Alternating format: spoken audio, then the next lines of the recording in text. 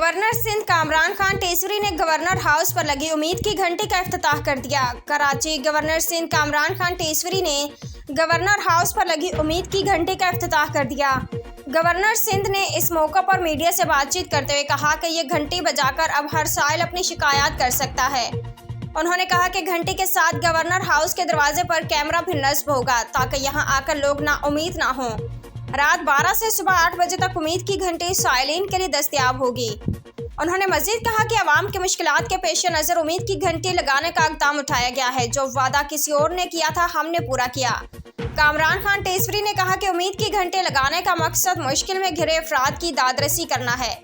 अगर किसी माँ बाप बेटे को इंसाफ नहीं मिलता तो ये बेल बजा सकते हैं।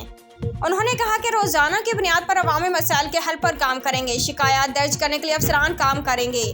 अमला साइल से दरख्वास्त लेगा और उसकी शिकायत का इजाला किया जाएगा। गवर्नर सिंध ने मजीद कहा कि गवर्नर हाउस में जल्द जदीद कंप्यूटर लैब का इफ्तिताह करेंगे।